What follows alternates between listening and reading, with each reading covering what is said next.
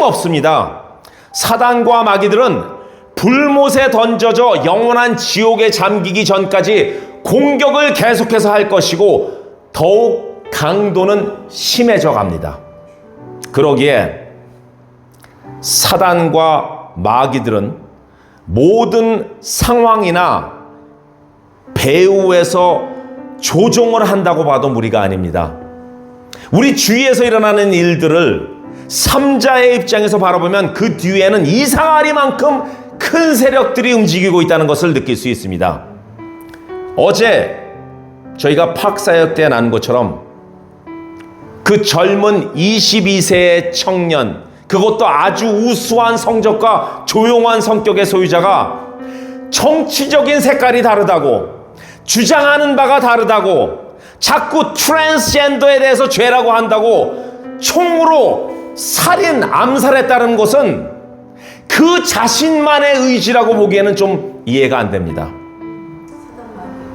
또한 피해자인 찰리 컬크, 정치적으로는 물론 공화당 쪽입니다. 여러분들 중에 공화당을 싫어하시는 분들도 계시겠죠. 우리 정치 얘기는 하지 맙시다. 하지만 그는 신실한 믿음의 소유자였는데 그의 토론 테이블인 Prove me if I'm wrong 이라는 테이블을 갖다 놓고 사람들과 토론을 합니다. 그때 항상 나타나는 사람들이 사탄 숭배자가 나타나고요.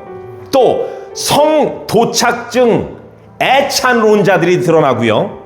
또 무신론자들이 오고요. 또 성소화의 옹호자들이 나와서 토론을 합니다. 그럴 때마다 찰리 컬크는 담대히 하나님의 복음을 비추어 죄라고 이야기해 줍니다.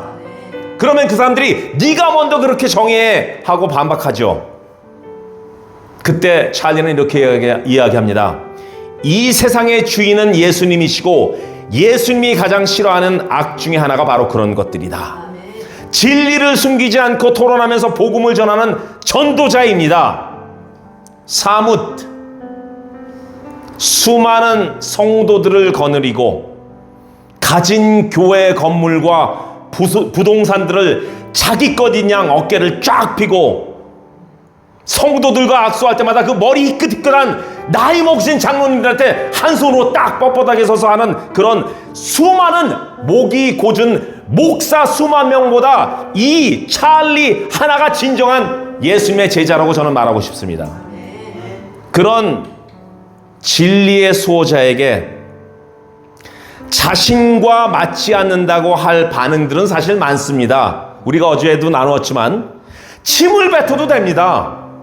또 얼굴을 가격해도 됩니다. 욕을 해도 됩니다. 계란을 던져도 됩니다. 물풍선을 던져도 됩니다. 하지만 한 생명, 그것도 하나님께서 직접 빚으신 하나님의 작품을 직접 손으로 부셔버린다는 것, 저는 그 범인의 혼자 소행이라고 보지 않습니다. 배후에는 사단의 움직임이 분명히 있습니다.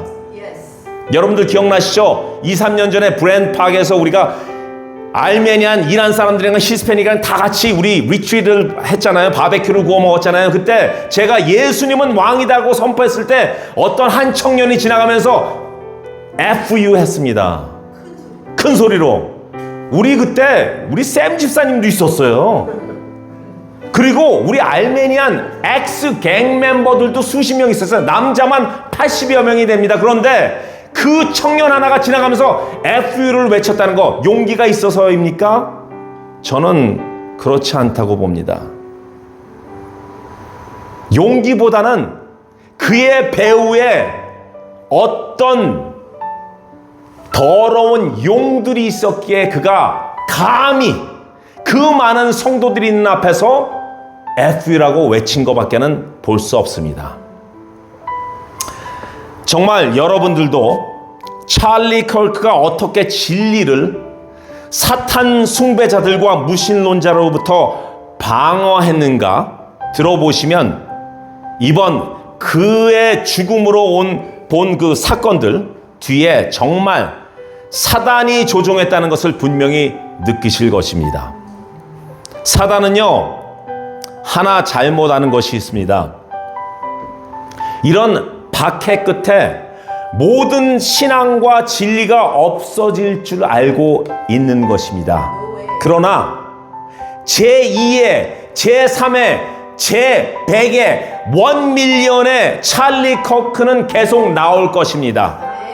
예수님의 죽으심과 승천하신 이후에 온갖 크리스찬에 대한 박해에도 크리스찬들이 사라지지 않는 것이 바로 그 증거입니다. 자, 그럼 사건들마다 배후에 있는 사단을 어떻게 대응해야 될까요? 첫 번째, 반응을 좀 천천히. 어떤 일이 일어났을 경우에 반응을 좀 느리게 하십시오. 그냥 육적으로 바로 들이받는 것이 아니라 하나님의 요청에는 분명히 바로 반응하셔야 됩니다.